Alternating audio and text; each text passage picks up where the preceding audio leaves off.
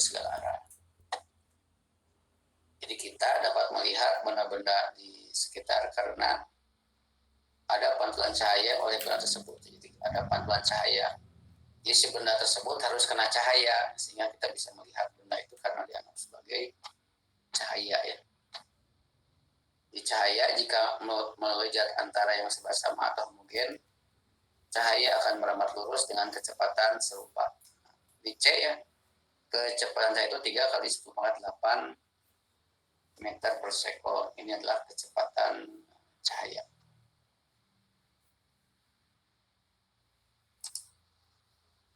Nah, cahaya mempunyai beberapa sifat yang dipengaruhi oleh bahan atau materi yang dilalui.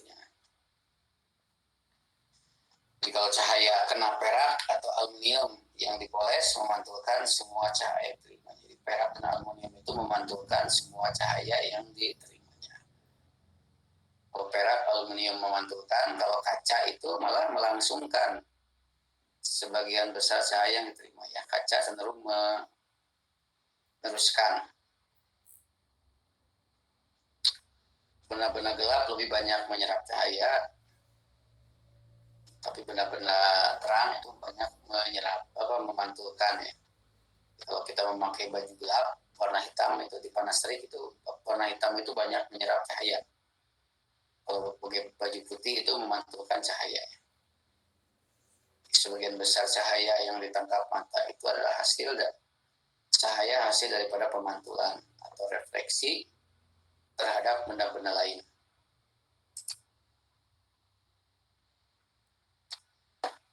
Nah, sifat-sifat khas cahaya ya. Di pertama, cahaya itu bisa dipantulkan. Pemantulan cahaya disebut refleksi. Di sebagian besar cahaya yang ditangkap mata itu adalah cahaya hasil pemantulan. Pemantulan disebut dengan refleksi ya, terhadap benda-benda lain. Jadi jenis pemantulan ada pemantulan teratur, yaitu pemantulan yang terjadi apabila cahaya mengenai benda yang permukaannya rata. Arah pantulan menurut suatu arah tertentu. Ada juga pemantulan Bower,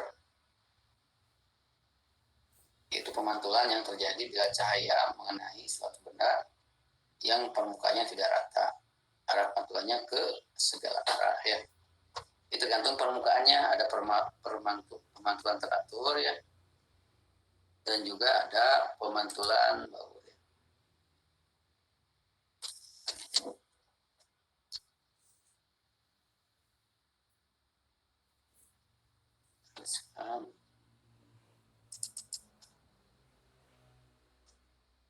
Jadi pemantulan cahaya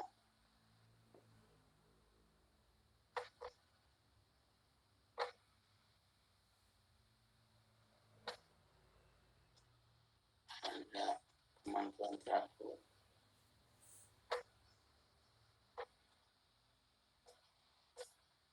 dan ada pemantulan Bower.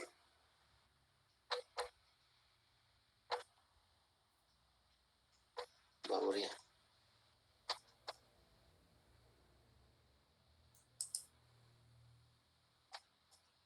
Nah, kalau pemantulan teratur di sini ada permukaan, ini ada sinar datang, maka dipantulkan kesampaiannya. Kalau pemantulan Bower itu permukaannya tidak rata, di sini ada cahaya kan ya. Ini mantulnya bisa ke sana kan, kemana aja ini, nggak teratur ya mantulnya. Ini pemantulan Bower ya, jadi tergantung kepada permukaan cahayanya, tergantung kepada permukaan cahaya. Pemantulan teratur dan juga ada pemantulan Bower. Seperti yang dijelaskan di dalam PowerPoint-nya kan ya.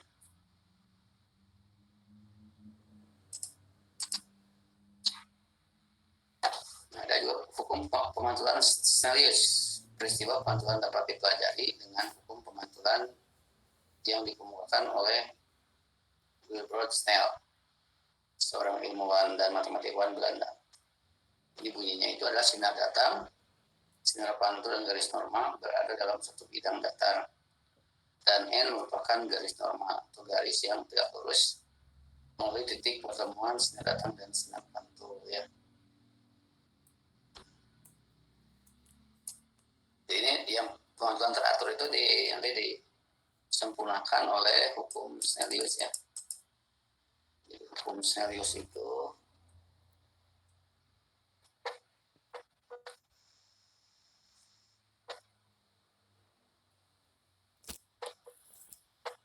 ini ada bidang ya, ini ada bidang, ada sinar datang, sinar pantul ya. Ini ada garis normal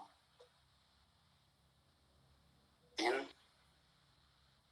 ya, ini adalah sinar datang, ini adalah sinar pantul, ini sudut datang I, sudut pantul adalah R ya.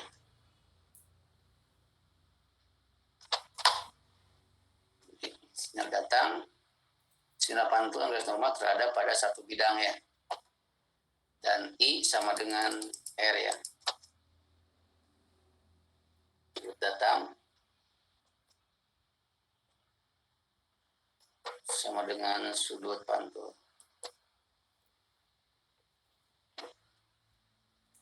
atau I sama dengan R ya. Sudut datang sama dengan sudut pantul, I sama dengan R. Nah, itu tentang dari hukum Snellius.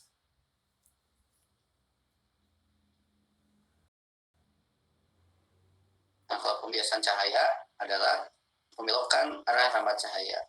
Pembiasan terjadi bila cahaya yang menembus satu zat dibelokkan atau mengalami pematahan.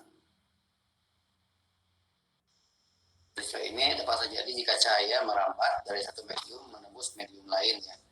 Misalkan dari udara ke air, kita menyalurkan cahaya dari udara masuk ke air, itu beda medium ya, maka akan ada pembelokan cahaya. Peristiwa ini dapat terjadi jika cahaya merambat dari satu medium menembus medium lain yang berbeda kerapatan optiknya atau indeks biasnya. Jadi pembiasan cahaya itu dapat datang dari udara ke kaca, dari air ke kaca, atau dari air ke udara. Akibat daripada pembiasan akan terlihat oleh mata normal kedalaman air menjadi berkurang. Benda di dalam air terdapat. Jadi kalau kita melihat kolam air renang, kolam renang misalkan kedalaman 5 meter, kalau itu jernih sekali, itu akan terlihat dangkal ya. Dangkal itu bukan berarti sebenarnya, tapi itu bayangannya ya. Kita harus hati-hati, jangan seperti dangkal kalau itu dalam ya, tapi bayangannya. Benda di dalam air terlihat patah ya. Kalau kita memasukkan tongkat ke dalam air, maka tongkat itu patah ya, bukan patah tapi seolah-olah terlihat patah. Yang patah itu adalah bayangannya ya. Yang patah itu bayangannya. Itu peristiwa pembiasan atau refleksi ya. Nah, indeks bias cahaya ahli matematika Belanda bernama Christian Huygens ya, tahun 1629 sampai tahun 1695 menemukan indeks bias suatu zat, yaitu bilangan yang menunjukkan hasil perbandingan cepat rambat cahaya dalam ruang hampa dengan cepat rambat cahaya dalam zat tersebut. Jadi N itu adalah C dibagi Cn ya. C itu kecepatan cahaya dalam udara atau ruang hampa yang besarnya 3 kali 8. Cn itu cepat rambat cahaya dalam zat. Dalam zat ya. Nanti contohnya ini ya. Kasih contoh supaya mengerti. Jadi ada istilahnya itu indeks bias.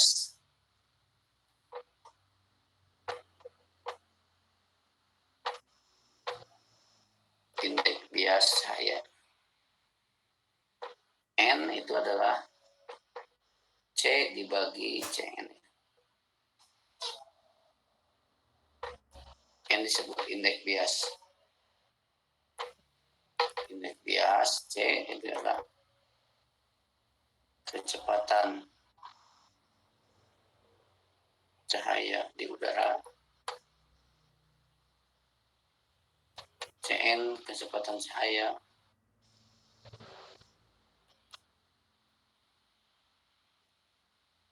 di bahan.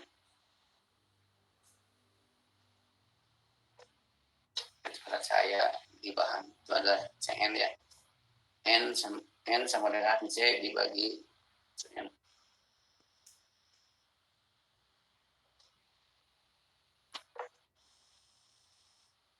Contoh nomor 1,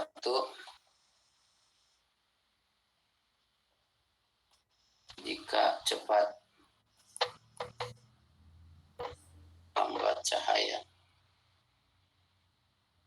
di kaca itu sama dengan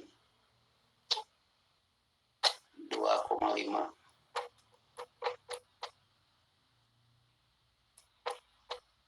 tentukan indeks bias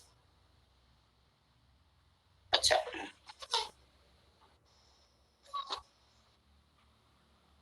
Jika cepat lambat cahaya di kaca itu 2,5 kali 10⁸ meter per sekon, tentukan indeks bias cahaya.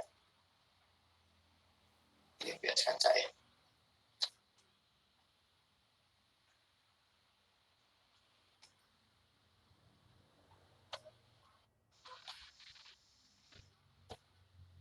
Maka ini menjawabnya itu adalah N sama dengan C dibagi Cn ya. C itu 3 kali 10⁸ dibagi 2,5 kali 10⁸. Berapa ini? 3 dibagi 2,5 berapa? Ini kan dicoret. 3 dibagi 1,2 Bapak. 2 ya. Mau buat tanpa satuan ya, kalau ini bias tanpa satuan. Jadi jawabnya 1,2.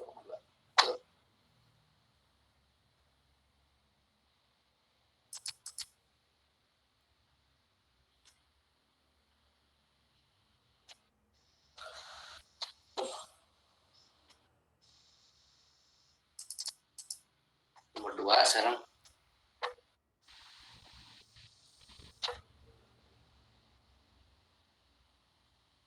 Jika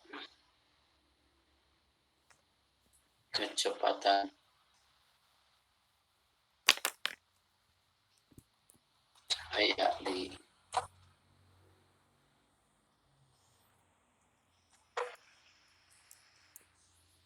kaca itu adalah 2 kali 10⁸. Kan? Jika indeks biasa soalnya salah ya.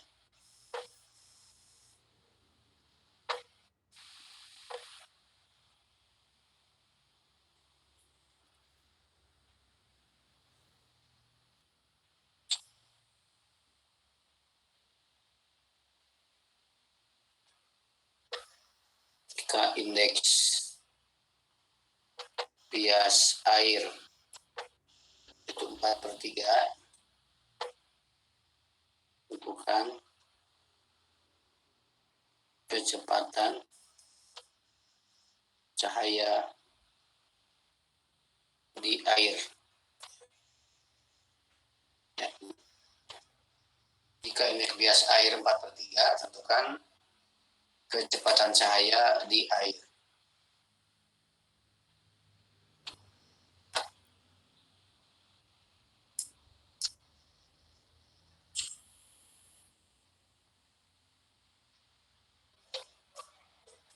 Ini dari rumus bahwa N sama dengan C dibagi Cn, berarti Cn sama dengan C dibagi N ya.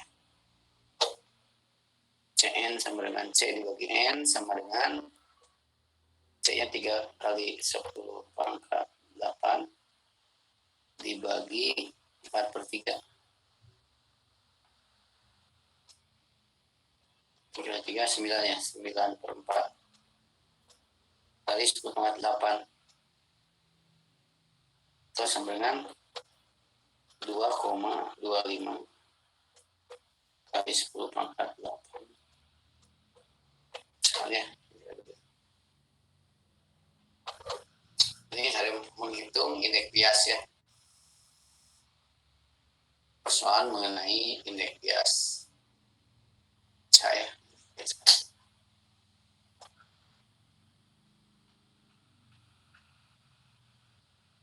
Nah itu soal tentang indeks bias.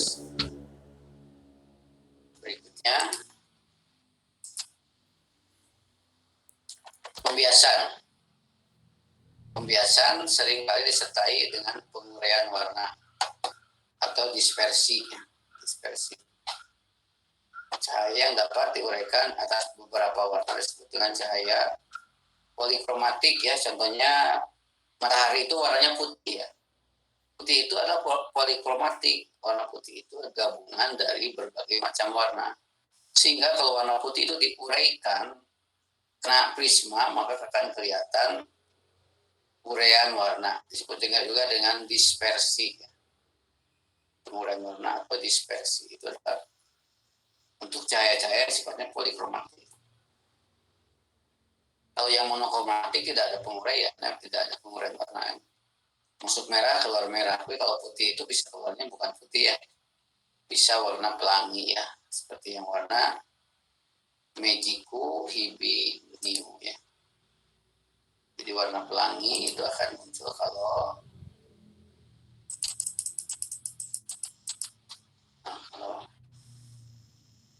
ini judulnya penguraian warna.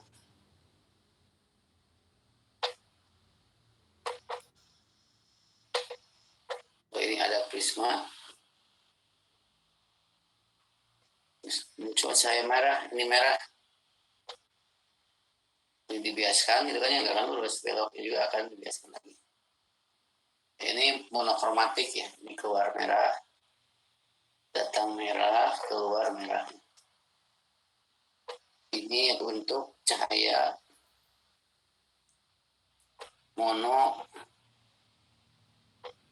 monokromatik.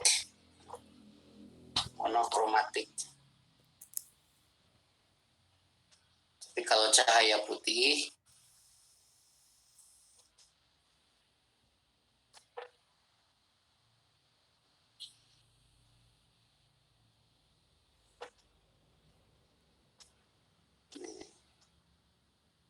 ini putih ya, biaskan. Nah ini akan ada penguraian warna ini ya. Di sini akan ada penguraian warna. Ya. Ini dengan warna Mejiku, Niu ya. Merah, jingga, kuning, hijau, biru, Mejiku, Hibiku ya. Merah, jingga, kuning, hijau, biru, ungu ya. Nah, ini disebut dengan ini untuk cahaya yang cahaya polikromatik ya. Yang polikromatik.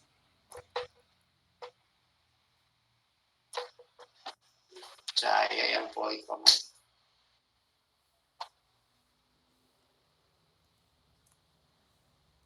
Juga dengan peristiwa ini dispersi ya. Dispersi atau penguraian warna. Dispersi atau penguraian warna. Nah, ini tentang peristiwa aliran dispersi. Nah, cermin itu ada optik ya, ada apa? Optik, ada cermin, ada lensa. Nah, sekarang kita bahas dulu optik ya. Optik, cermin ya, itu adalah sehari-hari sudah kita kenal ya. Setiap hari berapa kali kita melihat cermin ya, masih untuk terjadi di keluar rumah kan. Bagi perempuan kan lihat cermin ya. Cermin di jalan kaki, ada mobil di parkir ya. Bercermin di mobil kan ya, masuk mall ada kaca dilihat gitu kan ya. Itu sehari-hari sudah sering melihat cermin. Nah, cermin itu prinsipnya adalah prinsip pemantulan ya. Prinsip pemantulan dapat digunakan untuk menjelaskan cara kerja cermin. cermin itu adalah semua permukaan mengkilap yang memantulkan hampir semua cahaya yang jatuh padanya, yang akan membentuk bayangan. Semua permukaan yang mengkilap ya. Tadi kan kaca aluminium, lantai yang terbuat dari marmer sampai mengkilap itu ya. Atau kolam ya, kolam. Semua permukaan mengkilap itu bisa jadi cermin. Nah, dalam peristiwa pemantulan ada dua macam bayangan yang dapat dibentuk ya. Yang pertama bayangan nyata atau real, itu dibentuk dari perpotongan sinar-sinar pantul. Yang kedua dapat ditangkap oleh layar. Di layar akan ada gambarannya, akan ada gambaran cerminnya.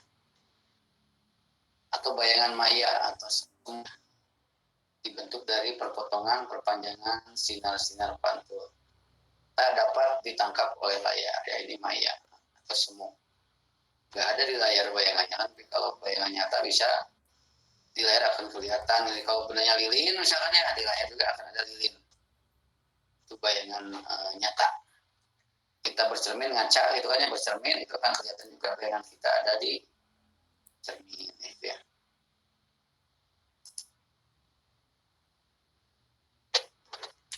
Nah, sekarang cermin datar. Jika suatu benda berada di depan cermin datar, benda tersebut dianggap sebagai sumber cahaya yang memancarkan cahaya dari berbagai arah atau divergen, termasuk mengenai permukaan cermin. Jadi menyebarkan ya. Cermin datar itu sifatnya divergen, menyebarkan. Di permukaan air yang sungai yang tenang dapat berlaku sebagai cermin datar. Posisi bayangan berlawanan arah dengan benda. Jadi manfaat daripada cermin datar itu adalah cermin rias ya, dan juga periskop ini adalah untuk melihat keluar ya dari kapal selam.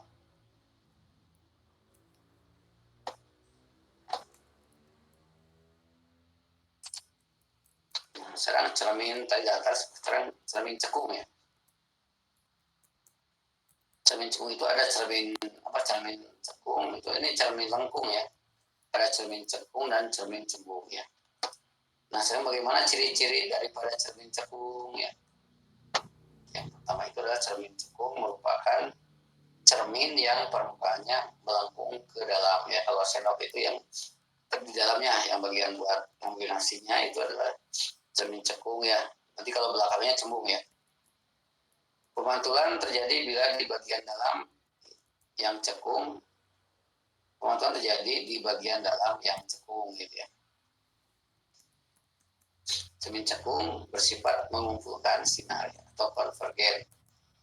Cermin cekung bersifat konvergen atau mengumpulkan sinar. Pemanfaatannya pada lampu kendaraan bermotor ya, reflektor pada senter dan mikroskop ya. Jadi itu adalah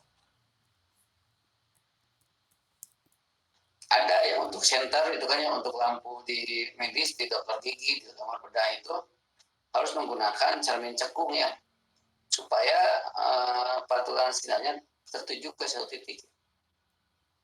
Dan kalau dokter kan supaya sinarnya ke gigi ya, kalau menggunakan cahaya biasa kan berjebar, itu kan kurang bagus ya. Maka dibantu dengan di center ya, disorot. Kenapa? Karena cermin cekung sifatnya mengumpulkan sinar ya.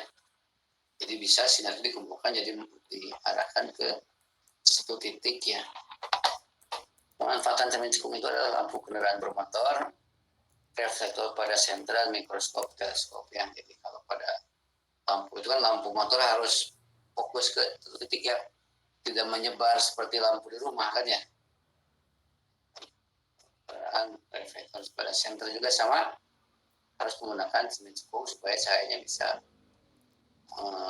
fokus ke satu titik.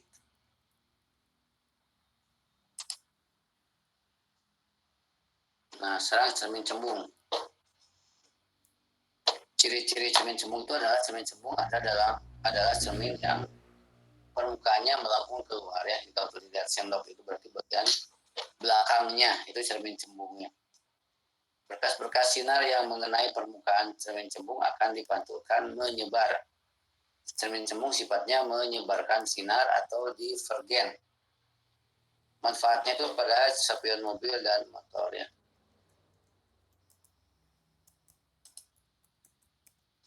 Nah, pembentukan cahaya oleh cermin cekung dan cembung ya.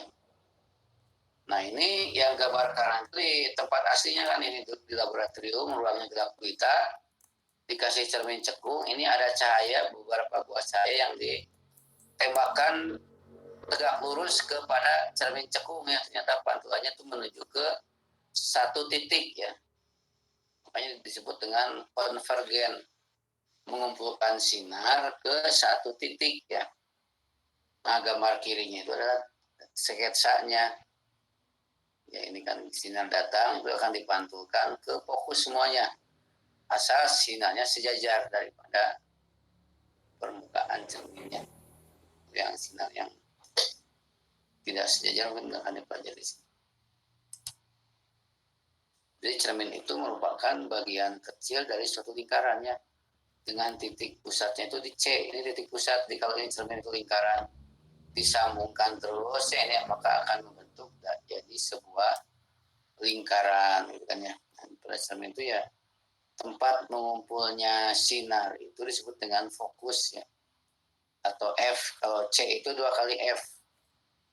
C itu adalah jari-jari bola yang cermin itu kalau diperpanjang lingkar itu akan menjadi sebuah bola yang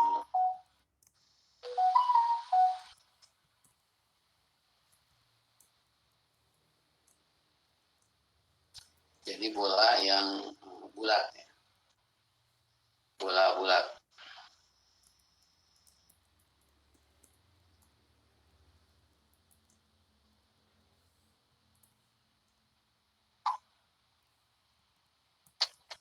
Ya, ini bersifat konvergen ya, bukan sinar.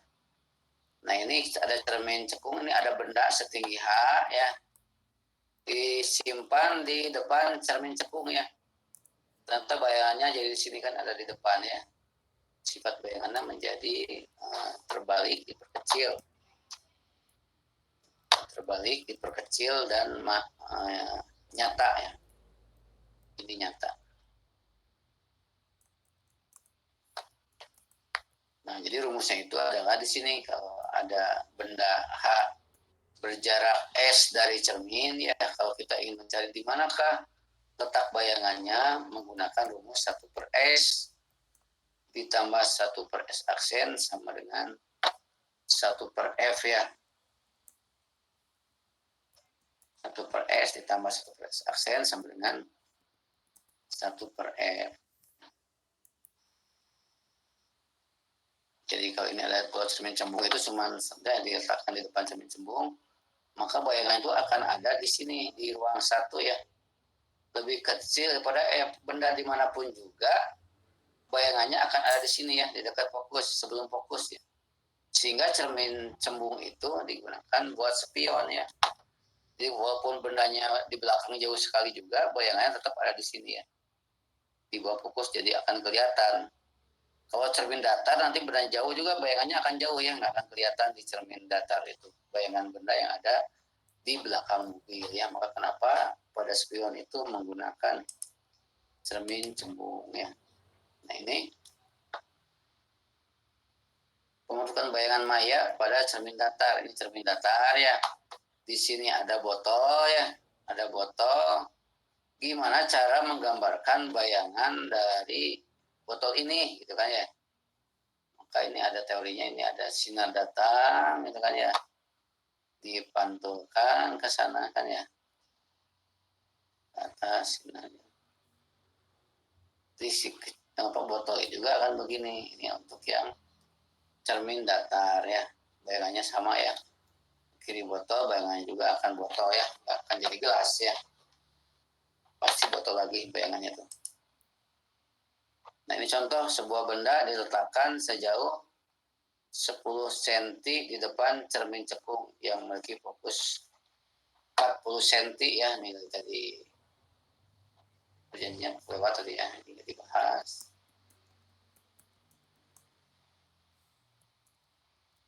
Nah ini ya, ini tanda positif negatifnya.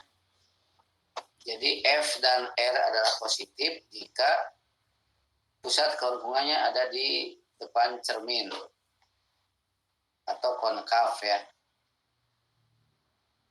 Kalau depan cermin cembung konkav. Kalau F dan R negatif jika pusat kelengkungan di belakang cermin atau konveks. Jika M positif bayangan adalah tegak. Jika M negatif bayangan yang terbentuk adalah terbalik gitu kan ya.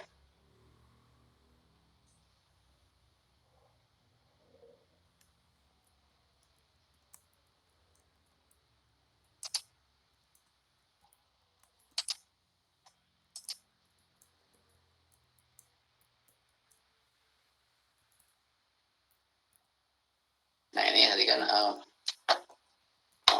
ketentuannya ya untuk cermin cekung mana ya. Kalau di lensanya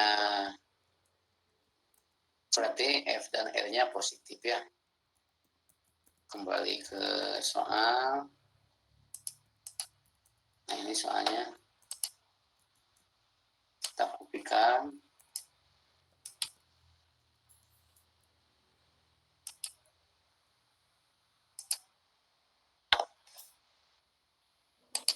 Kopikan ke sini.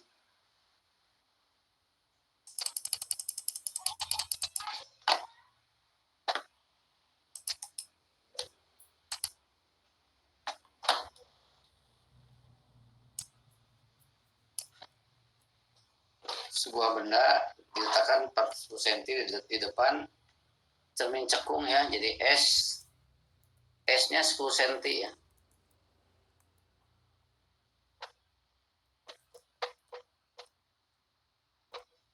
Memiliki fokus F sama dengan 40 cm ya. Tentukan jarak bayangan. Jadi kan rumusnya itu 1 per S ditambah 1 per S aksen sama dengan 1 per F ya.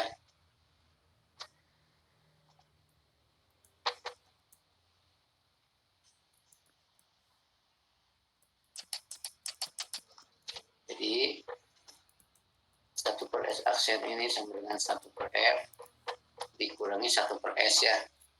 Ini fokus 40 cm sama dengan 1 per 40 dikurangi 1 per S-nya itu 10 cm. 10 kan disamakannya 1 per 40. Dibuat per 40 jadi minus 4 per 40 ya. Jadi 1 per S aksen sama dengan min 3 per 40. Atau S aksen sama dengan min 40 per 3 berapa? 40 per 3 dihitung.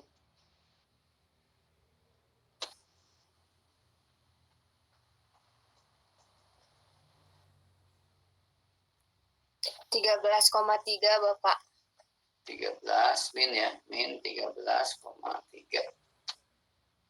Nah, itu kan ya, ini jawaban ini yang nomor A ya. Jarak bayangan. Yang B itu perbesaran.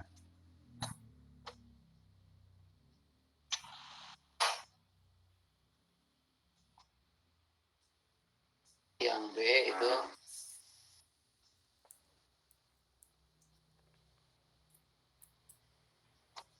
perbesaran. M itu rumusnya S aksen bagi S ya, Bapak pakai hal mudah aja ya supaya diambil nilai positifnya. S aksen per S. S aksennya min 13,3 dibagi S-nya itu adalah nanti berapa? 10 cm.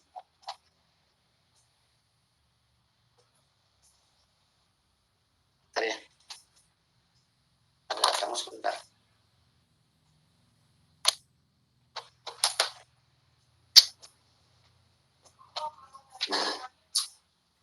Oke.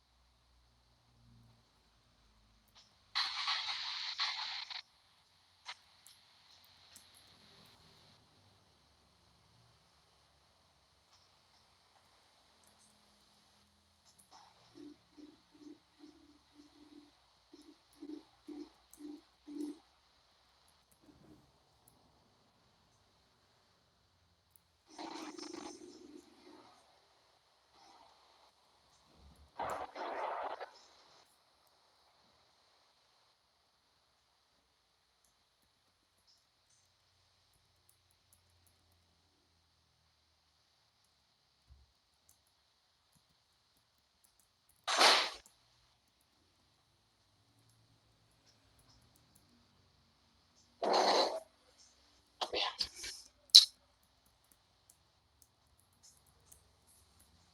Gitu ya. Perbesaran dari kan ya.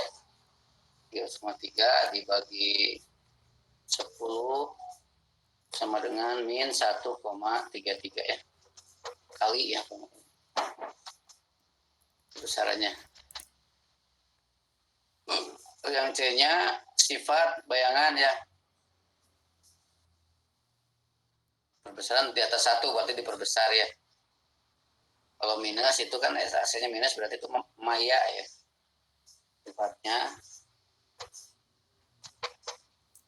itu adalah maya. Kalau maya itu pasti tegak ya. Maya tegak dan diperbesar ya. Diperbesar. Maya tegak diperbesar. Itu sifat bayangannya. Itu soal yang ini kan. Jarak bayangan, pembesaran, dan sifat bayangannya. Teruskan lagi tentang biooptik ya.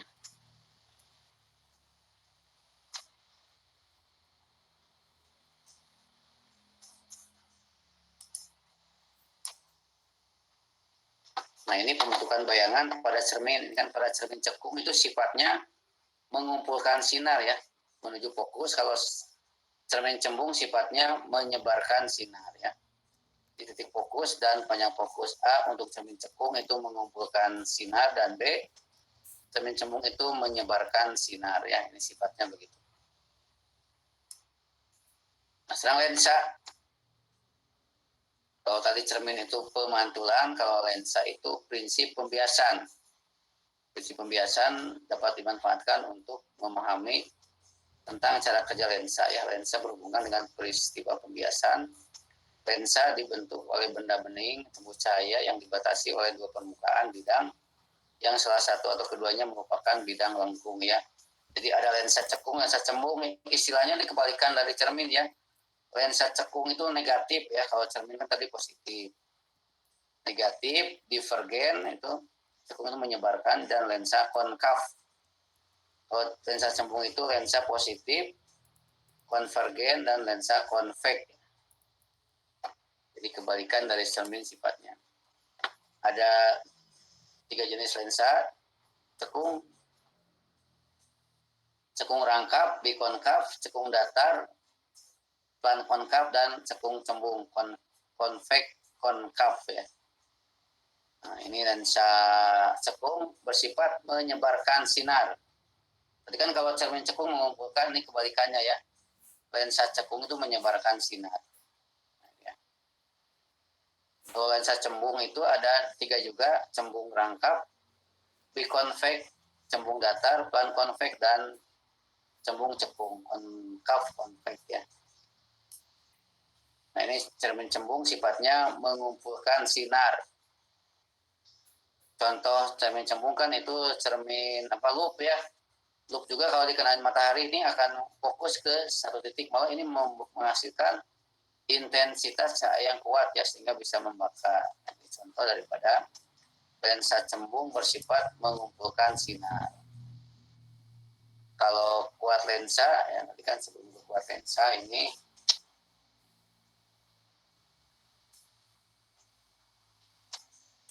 ini kan jenis cermin.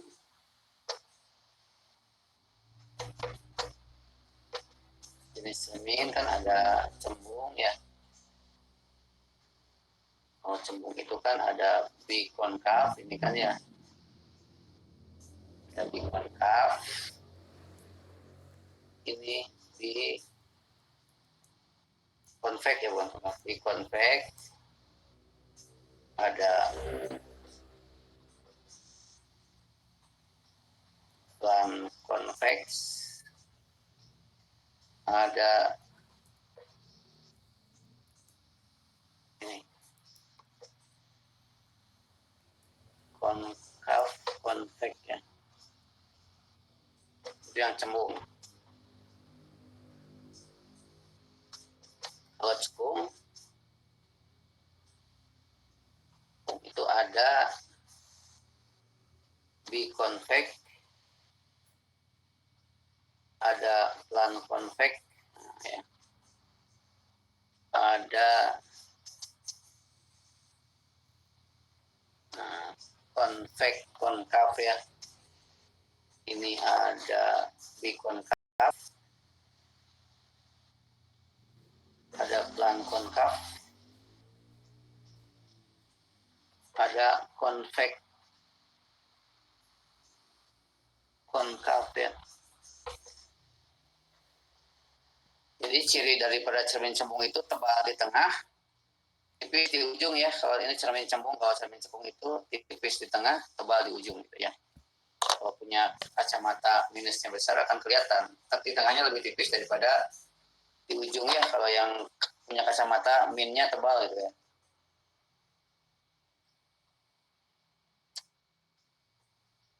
Nah ini kuat lensa itu dinyatakan dengan P sama dengan 1/F ya. Jadi, kuat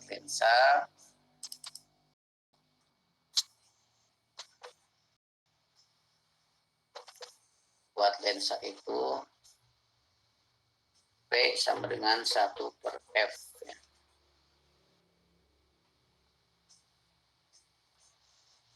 Satuannya dioptri ya. Satuannya dioptri. Bahkan jika F sama dengan 50 cm, maka P sama dengan 1 harus dirubah ke dalam meter ya, 0,5. Ini 0,5 meter ya. Sama dengan 2 jawabannya. 2 dioptri gitu ya. 2 dioptri. Nah, itu contoh kuat lensa ya. Jadi kalau yang di sini ada mahasiswa menggunakan kacamata min setengah, berarti kuat lensa itu adalah min setengah dioptri ya. Min artinya lensanya lensa cekung ya, kalau minus.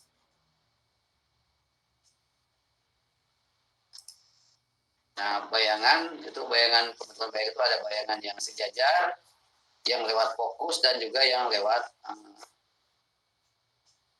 melewati titik pusat ya, dan juga melewati titik fokus lensa ya. Nah, ini sinar yang datang sejajar itu akan dibiaskan seolah-olah dari fokus ya. Sinar yang lewat tengah-tengah diteruskan, ini sehingga bersifat menyebarkan sinar atau di konkav ya. Ini kan untuk lensa cekung ya. Nah, untuk lensa cembung ini dia bersifat juga bisa sebagai pembesar ya. Jadi, kalau ada gambar transparan ya, dikasih cahaya dilewatkan kepada cermin lensa cembung, maka bayangannya akan diperbesar. Ini prinsip kerja overhead proyektor. Dulu kan kalau mengajar menggunakan overhead proyektor. Nah, sekarang sudah kepada digital ya, in focus. Jadi gambarnya gambar digital dari laptop ya, ada cermin cembung sehingga gambar yang terlihat di layar jadi lebih besar. Ini prinsip kerja daripada proyektor ya, atau in focus. Di dalamnya itu ada cermin cembung ya. Ini contoh cermin cembung. Kalau ada orang tinggi ini berdiri di depan cermin cembung, maka bayangannya itu akan di sini kan, bayangannya itu akan terbalik, diperkecil dan nyata ya. Jadi kalau cermin itu bayangan di belakang itu maya, kalau lensa bayangan di belakang itu nyata. Itu perbedaannya, kan jangan tertukar ya antara cermin dengan lensa. Kalau lensa cembung, bayangan nyata terbentuk pada titik pertemuan semua berkas sinar yang melewati pada lensa. Nah, ini pada cermin cekung ya. Ini ada orang di depan cermin cekung, ternyata bayangannya itu ada di depan. Nah, kalau di depan cermin itu bayangannya maya ya. Berarti itu maya itu tegak diperkecil ya. Kalau bayangan di depan cermin itu namanya bayangannya maya atau semu. Nah, rumusnya itu adalah 1/O ditambah 1/I sama dengan 1/F. Ini sama aja dengan 1/S tambah 1/S aksen sama dengan 1/F sama ya. Perbesaran itu adalah H aksen per H atau I dibagi dengan O. Di rumusnya pilihan menggunakan tadi 1/O ditambah 1/I sama dengan 1/F atau 1/F sama dengan 1/S ditambah 1/S aksen ya. S jarak benda, S aksen jarak bayangan, F fokus lensa. Perbesarannya adalah S aksen per S atau H aksen dibagi dengan H. Nah, ini contoh alat optik. Ini kalau ada orang sakit perut ya, maka dokter tidak bisa melihat organ dalam. Maka untuk melihat organ dalam ditunjang oleh pemeriksaan penunjang medik ya. Bisa di ronsen kan ya, bisa di USG kan ya. Di USG itu bisa melihat gambaran tubuh bagian dalam. Hanya kalau hasil USG kan bukan foto yang jelas ya, masih ada samar-samar. Nah, untuk memperjelas digunakanlah alat optik yang namanya endoskopi ya. Ini dimasukkan ke dalam mulut, tenggorokan atau ke dalam dubur ya, sehingga dia kalau tembus ke lambung bisa melihat organ-organ yang ada di dalam tubuh ya. Ini terang ya, dikasih cahaya kan ya, sehingga dokter bisa melihat dengan terang karena menggunakan ini kabel serat optik ya, jadi bisa cahaya dipantulkan.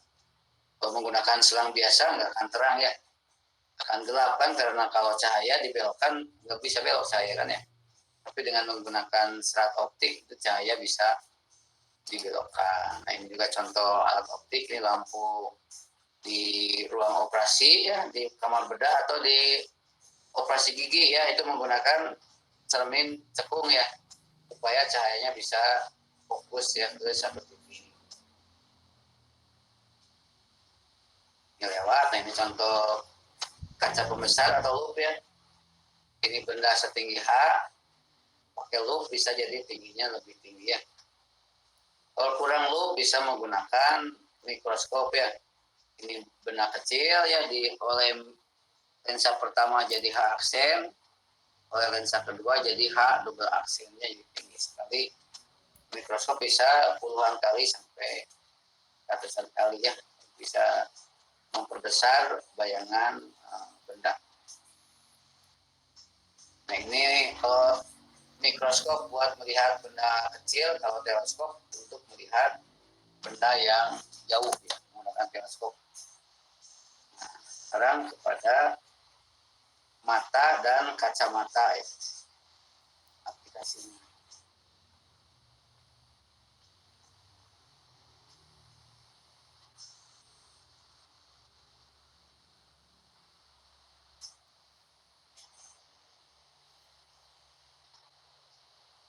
Mata dan kacamata, jadi ada 3 komponen pada penginderaan, ada penglihatan.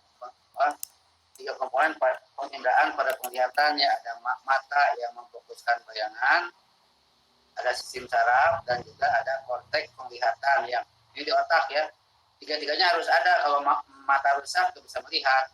Mata bagus, sarafnya rusak juga nggak bisa melihat. Mata bagus, saraf bagus, tapi di otaknya ada gangguan, ini misalkan akibat stroke ya, bisa nggak bisa melihat. Itu tiga-tiganya harus ada ya, bayangan, saraf, dan korteks penglihatan. Ini bagian-bagian mata ya bisa dipelajari lah, kita belajar di kuliah anatomi fisiologi ya, bagian-bagian daripada mata. Ini lebih lengkapnya lagi kan ya, ada lensa, ada retina ya, lensa, retina, ada kornea dan sebagainya ya di sisi mata. Nah ini fungsi kornea dan lensa mata berfungsi sebagai lensa cembung ya, dan menghasilkan bayangan pada bagian retina yang sensitif terhadap cahaya disebut di fovea. Jadi bayangan itu harus jatuh di retina atau di bagian yang namanya fovea. Nanti ini dikirimkan ke otak lewat serat saraf ya. Oleh otak bisa dilihat gambarannya. Ya. Nah kalau kornea adalah membran tipis merupakan lapisan mata paling depan. Berfungsi memfokuskan benda dengan cara difraksi ya. Nah, kalau kornea ada juga lensa ya. Dua-duanya sama berfungsi sebagai lensa. Bisa dibaca ya. Ada pupil di tengah-tengah iris, terdapat pupil yang fungsinya mengatur cahaya yang masuk. Apabila terang itu pupil menguncup, kalau gelap pupil membuka ya. Jadi bukaan cahaya yang sudah otomatis ya. Kalau orang yang terbiasa menggunakan kamera manual itu akan ngerti ya pengertian bukaan cahaya. Kalau di mata itu sudah otomatis ya. Ada iris ya. Iris adalah bagian berwarna pada mata ya. Kalau misalkan mata biru berarti itu irisnya warna biru ya. Kalau mata coklat irisnya mata coklat. Iris ya, kalau iris itu seperti air bocor ya, kalau di Sunda itu namanya iris. Nah, lensa mata itu bentuknya tidak kaku ya, dia bisa menebal atau menipis. Menebal menipis diatur oleh otot ya yang namanya ciliary muscle. Jadi mata itu bisa ngebelototkan gitu ya, atau bisa menipis, tebal, tipis bisa diatur tergantung bagaimana kita melihat. Kalau kita lagi baca jarak dekat itu si mata cenderung tebal. Kalau jarak jauh mata menjadi menipis gitu kan ya. Ada cairannya, ada aqueous humor, juga ada vitreous humor ya. Nah, ada juga retina. Retina itu adalah bagian mata yang peka cahaya mengubah bayangan menjadi impuls listrik saraf. Jadi bayangan yang di retina itu dikirim oleh saraf menjadi impuls listrik ke otak ya, lewat serat saraf. Sehingga oleh saraf itu akan oleh otak atau korteks penglihatan akan dirubah dari sinyal listrik menjadi gambar ya, menjadi gambar. Lewat aja. Nah ini persamaan untuk menentukan ukuran bayangan di retina ya. Kalau di sini ada gambar benda besarnya O itu kan ya, di retina itu ukurannya jadi berapa ya, gitu kan ya. Ini rumusnya itu adalah ini rumusnya, apa kopi ya, kopi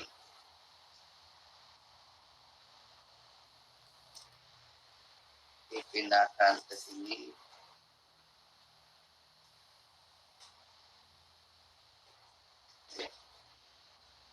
Ini rumusnya.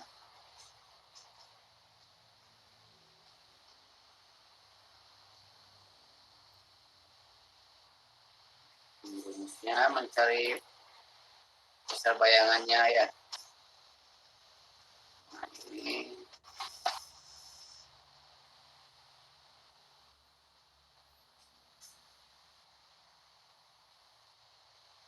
di copy ke sini. Ya. Ini ada soal.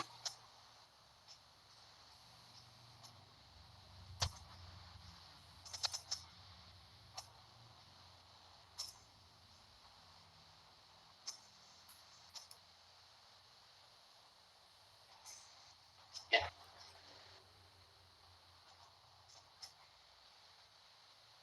Ini misalkan seekor lalat memiliki diameter 3 mm ya. Dan jarak bayangan untuk pada normal itu Q-nya itu 0,02 meter.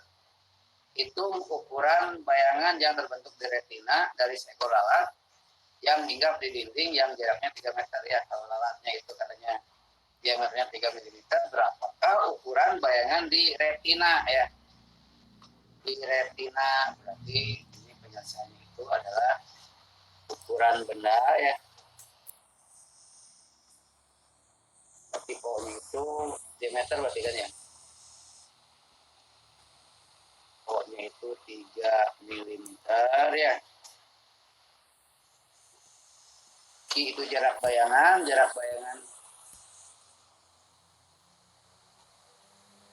P jarak benda ya.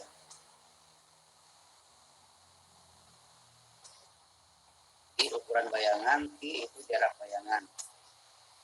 Itu ukuran bayangan yang terbentuk di retina, nah dari seekor lalat yang hinggap begini. Jarak bayangannya itu Q itu adalah 0,02 meter ya. Terus P itu adalah 3 meter. Berarti I sama dengan Q per V kali O. I sama dengan I per V kali O ya. Sama dengan 0,02 meter dibagi P ini 3 meter ya, dikali O 3 liter. Ini satuannya kan kalau permingan nggak usah dirubah ya. Ini kan meter dicoretkan, meter dengan meter coret satuannya. 3 dengan 3 dicoret kan ya. Di jawabannya itu adalah 0,02 mili.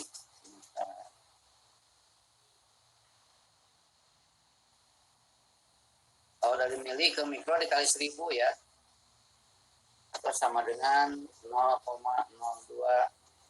kali 10 pangkat 3 mikrometer ya. Kalau ke mikro, mili ke mikro kali 1000 ya, atau sama dengan 20 mikrometer ya. Jawabannya sesuai dengan yang tadi. Ini jawabannya I sama dengan 20 mikrometer ya.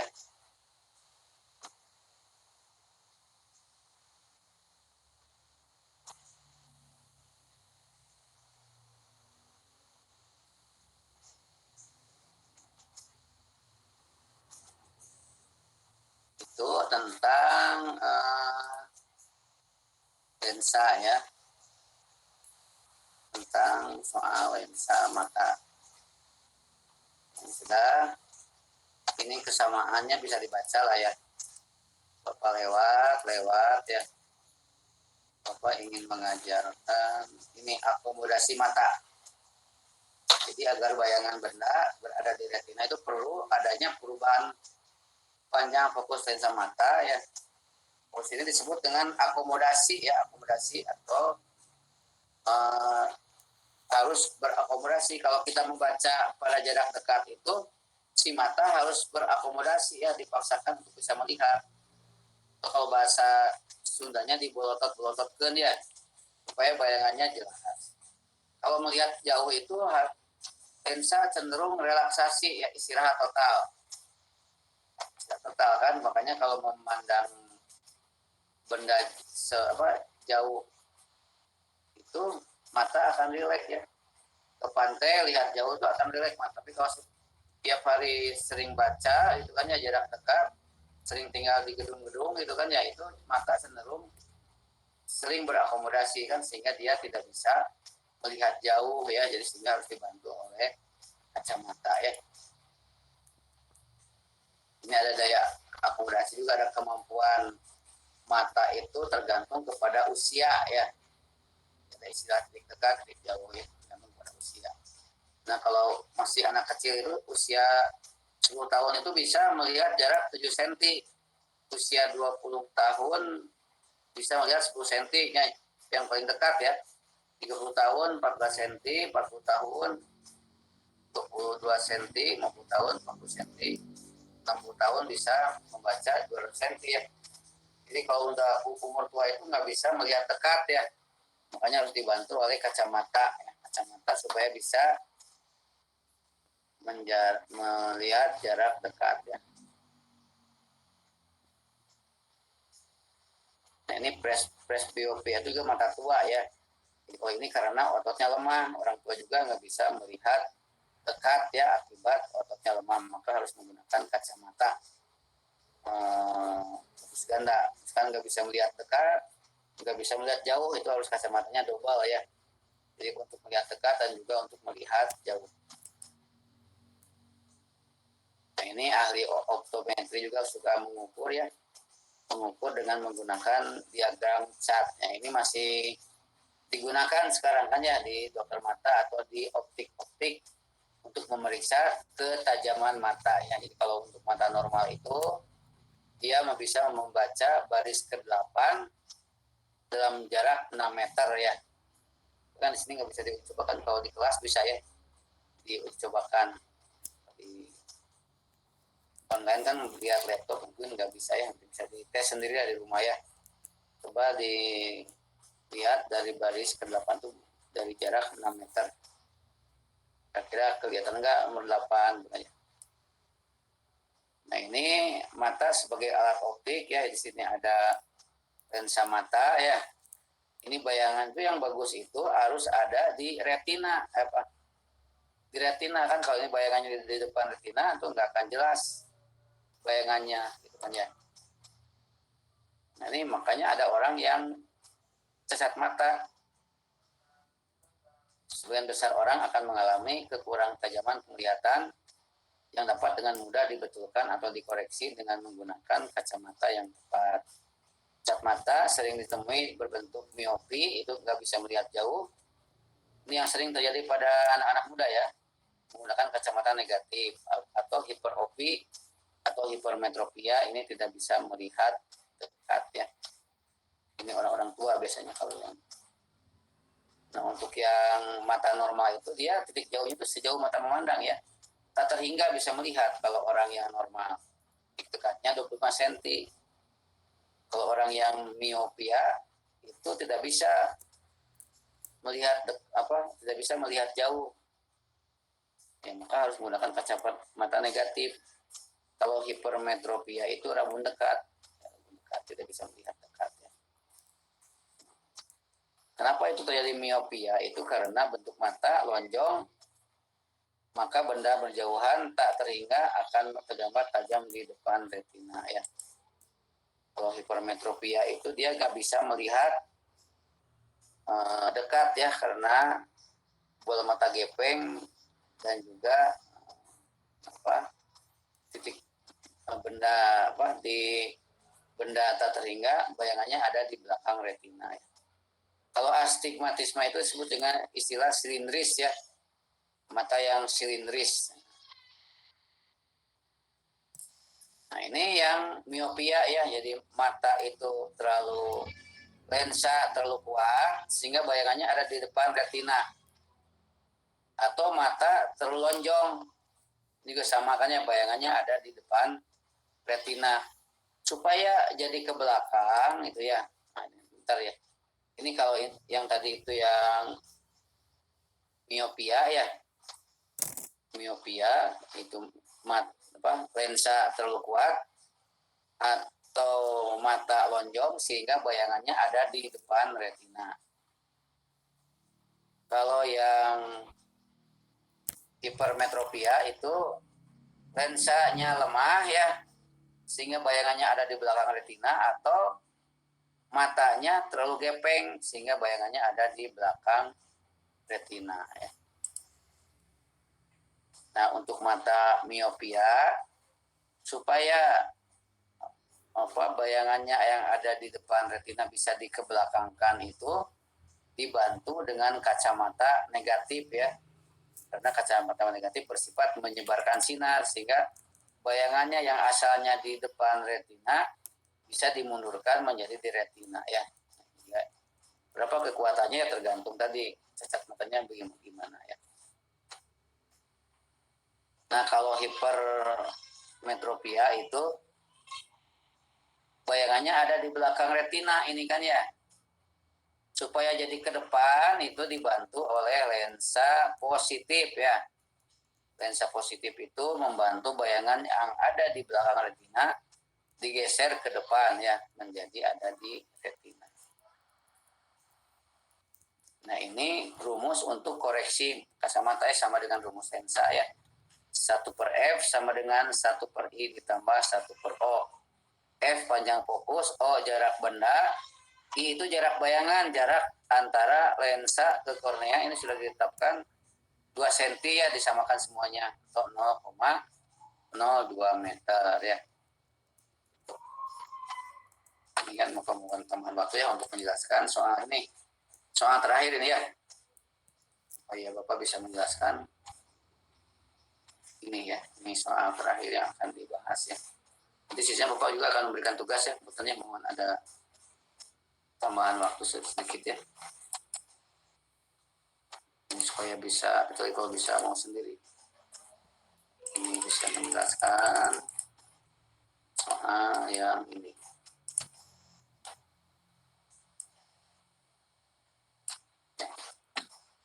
Permata memeriksa penderita yang titik dekatnya 0,5 meter dan penderita ingin membaca pada jarak 0,25 meter ya. Jadi si orang itu paling dekat dia bisa membaca dalam jarak setengah meter. Kalau dekat nggak bisa baca.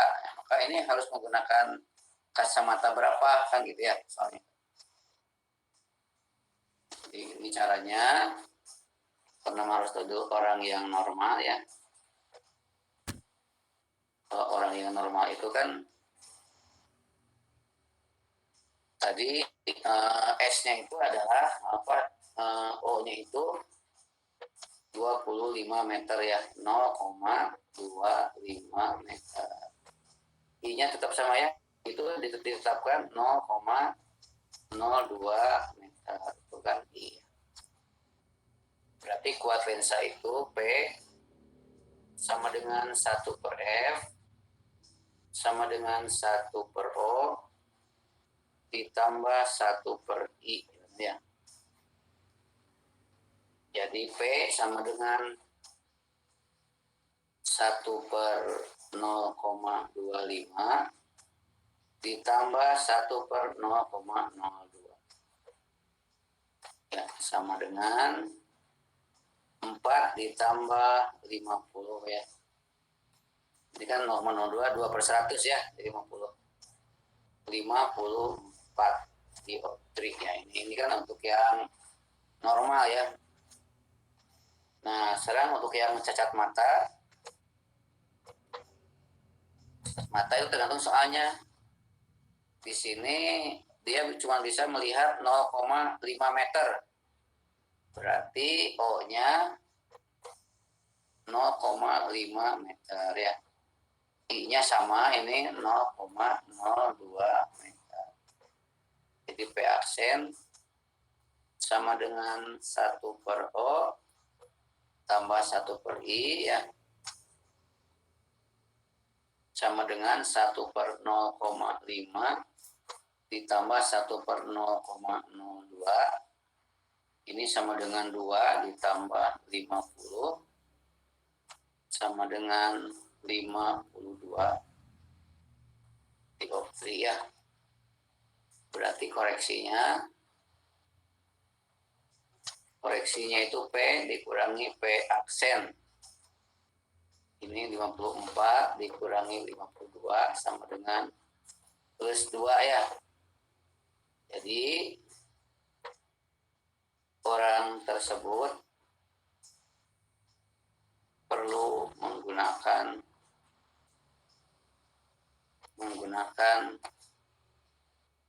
kacamata dengan kekuatan plus 2 ya. Kekuatannya itu plus 2.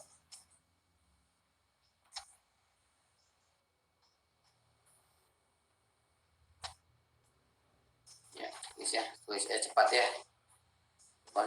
Lagi satu lagi nih Bapak, tanggung nih. Terakhir ini. Nah.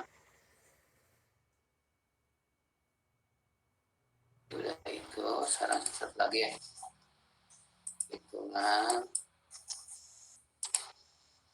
Nah,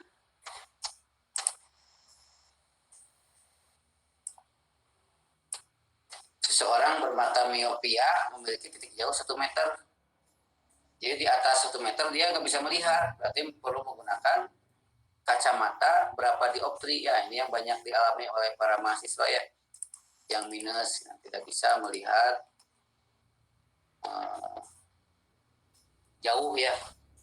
Jadi sama tadi kan, lihat dulu yang normal. Jadi orang normal itu O-nya itu tak terhingga ya, dia bisa melihat jauh sekali. I-nya tetap di 0,02 meter ya, I-nya itu. Berarti P sama dengan 1/O ditambah 1. 1/O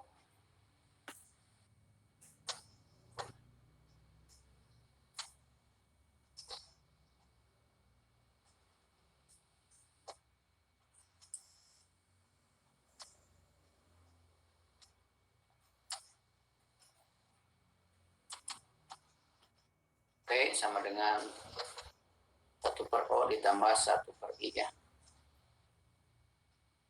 Sama dengan 1/, tak terhingga ditambah 1/0,02 ya. 1 tak terhingga itu sama dengan 0 ditambah 50 sama dengan 50 dioptri ya. Ini yang cacat mata ini. Yang cacat mata itu orang itu cuma bisa melihat 1 meter kan, berarti O-nya 1 meter. I-nya tetap ya sama dengan 0,02 meter. Berarti P aksen sama dengan 1/O ditambah 1/I sama dengan 1/1 ditambah 1/0,02 ya, sama dengan 50 sama dengan 51 dioptri ya. Berarti koreksinya itu adalah P dikurangi P aksen ya. 50 min 51 sama dengan min 1 ya. Jadi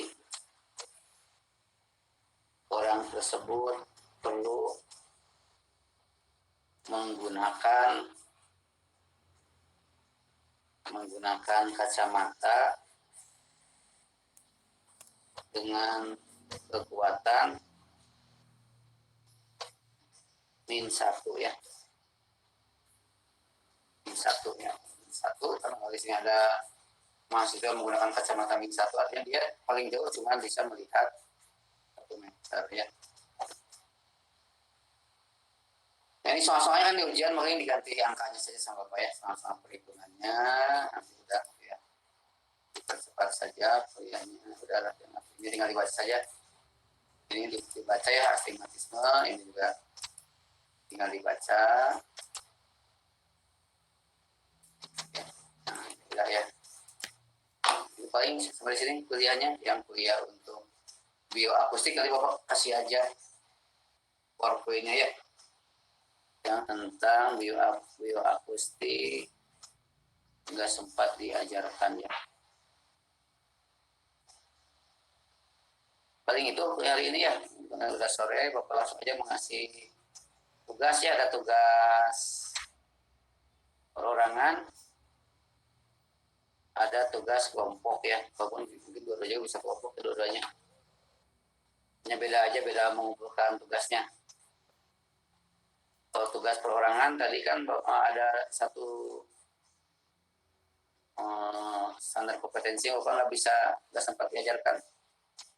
Ini mahasiswa mampu menjelaskan konsep prinsip-prinsip fisika dalam pemeliharaan alat-alat keperawatan ya. Yang ada alat dari metal, alat dari kaca, alat dari plastik, dan alat dari silikon ya. Ini masing-masing seorang satu saja. Tinggal dibagi oleh si pennya mana yang bagian metal, mana bagian kaca, mana bagian plastik, mana bagian silikon ya. Dari jumlah mahasiswa dibagi 4 aja ya, silakan ya diundi ya. Jadi jangan metal semua, jangan semuanya harus tersebar ya. Dibagi oleh si pennya. Nah tugasnya kan teorinya gimana, aplikasi ya. Tugas dikumpulkan ke email ya. Ini Bapak ya, dikumpulkan November lah 2021 ya. Dari sekarang 2 minggu cukup ya. Ini tugas perorangannya, dikumpulkannya perorangan ini. Perorangan oleh si pen dibagi-bagi, mana bagian metal, bagian kaca, bagian plastik, bagian silikon. Silakan mau diundi juga boleh. Ini tugasnya perorangan, dikumpulkannya perorangan. Yang satu lagi tugas kelompok. Nah ini bukan hanya ini.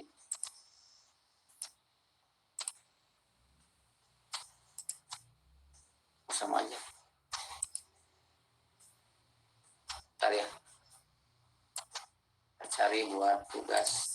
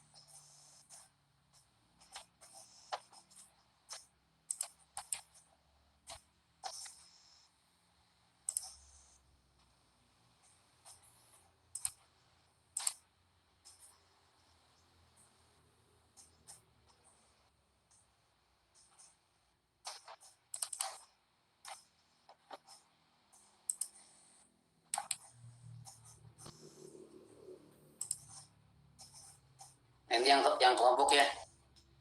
Kelompok buat makalah ini ya.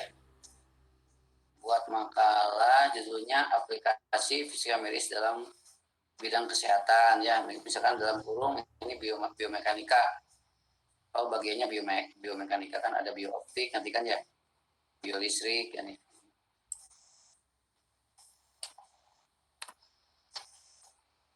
Nah ini makalah mencakup, ini bisa dirubah. Silakan aja urutannya, pokoknya ada bagian pendahuluan, ada tentang teori dasarnya, ada aplikasinya, biomekanika misalkan alat traksi kan ya.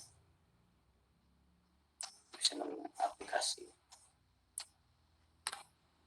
Aplikasi itu ada cara kerja, ditambah gambar, blok diagram. Ini contohnya, bingung ya. Kegunaan alatnya, kesimpulan, misalkan ya. Buku rujukannya ini, fisika kedokteran, pendidikan fisik, sistem hidup ya, internet, juga boleh. Ini bab-babnya.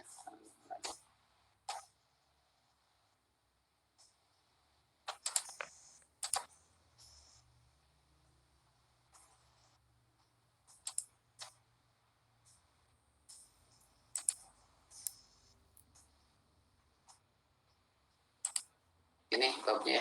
Nah ini kelompok ya, bisa bikin kelompok. Ini bab-babnya itu bisa tentang yang udah diajarkan ya. Babnya itu ada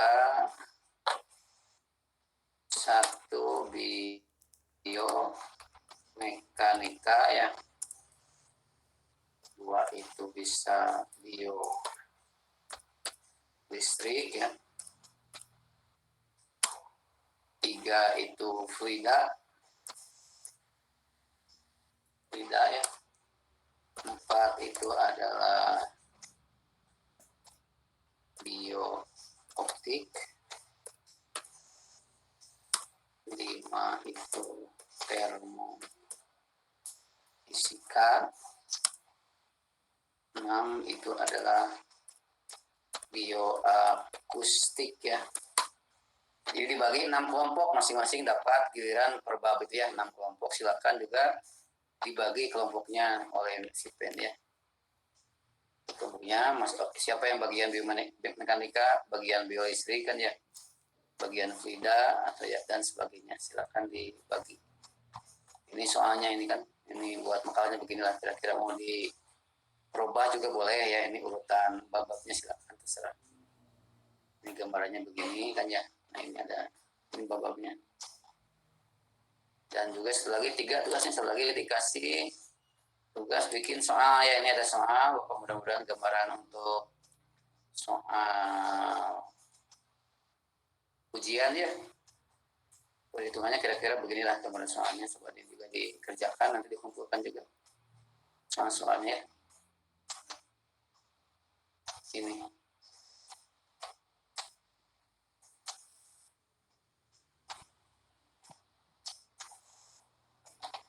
Ini soalnya, jadi ada 3 tugas, tugas perorangan 2 macam ya, tugas kelompok 1 macam ya. Dikumpulkannya ya paling jelas sebelum UAS aja ya, minggu sebelum jadwal ujian akhir semester ya, jadi di bulan November berarti kan dikumpulkannya 3 tugas. Ada pertanyaan?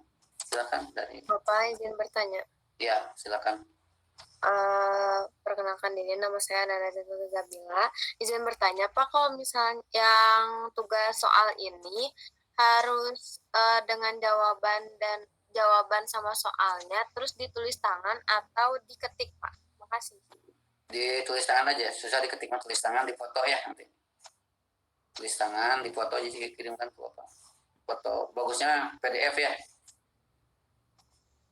Bisa kan nanti jawabannya ditulis tangan, nanti di scan ya, PM scanner pakai PDF kan lebih bagus.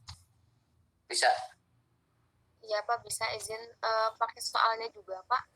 Iya, soalnya tidak usah, jawabannya aja kan, soalnya botolan sudah punya. Oh baik Bapak, makasih Pak. Iya, ya boleh, emang enggak salah. Ini ada soal ya, ini soal kan buat latihan aja, itu untuk belajar buat ujian ya. Soal ini kan ya, silakan dikerjakan ya.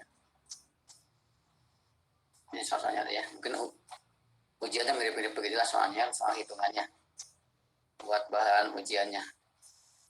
Bapak kirimnya ke WA Sipen ya. WA-nya ada 3 ya, soal perorangan 2 macam ya. Soal tugas perorangan 2, tugas kelompok 1 ya. Silakan dikumpulkan di bulan November ya, silakan. Pokoknya sebelum UAS aja. Begitu ya. Ada lagi pertanyaan? Ini 1 soal-soal ya. Yang kedua itu tadi,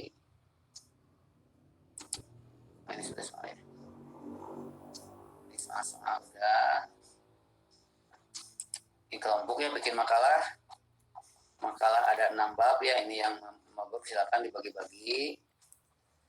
Ini kelompok dan juga tugas 1 lagi tentang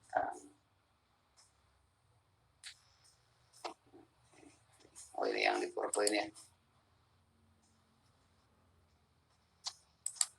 Ini ya, yang tentang ini juga perorangan. Perorangan bisanya kelompok kan, bisa diskusi boleh lah. Tapi ngirim filenya perorangan ya. Bapak izin bertanya, Bapak. Iya. Kalau yang ini konsep prinsip-prinsip fisika pemeliharaan alat-alat keperawatan itu bentuk laporannya kayak makalah atau laporan biasa ya Pak? Laporan biasa aja lah. Gak usah ada pendahuluan, gak usah ada apa. Bebas lah kita bikin makalah tentang ini aja. Tentang ya. Kalau yang tadi yang tugas kelompok bikin makalah ya, kelompok pun ada bab-babnya. Kalau ini tidak usah lah ini ya. Silakan saja. Baik, Bapak. Jadi kirimnya ke sini ya. Ya, kok masih ada kan ke email ya. Jangan lupa aja. Paling lambat November 2021 ya. Karena sebelum UAS. Saja kalau ada lagi pertanyaan, ya mohon maaf ini kuliahnya juga agak dipercepat ya, juga nggak keburu juga Bapak menjelaskan semuanya karena waktunya terbatas ya. Sisanya nanti baca sendiri ya. Jadi ada 6 bab untuk bahan UAS ya, 6 bab. Dan kira begitu saja untuk hari ini. Udah sore. Terima kasih atas perhatiannya. Mohon maaf kalau ada kekurangan dari Bapak sama kuliah. Mudah-mudahan 3 hari ini 3 kali kuliah bisa memberikan pencerahan bagi para mahasiswa. Banyak manfaatnya. Silakan kalau yang penasaran bisa membaca bukunya ya yang tadi disebutkan. Jadi terima kasih. Kita tutup dengan membaca alhamdulillahirabbil alamin. Wassalamualaikum warahmatullahi wabarakatuh. Waalaikumsalam warahmatullahi wabarakatuh. Terima kasih banyak. Ya, sama-sama. Sama-sama. Terima kasih semua.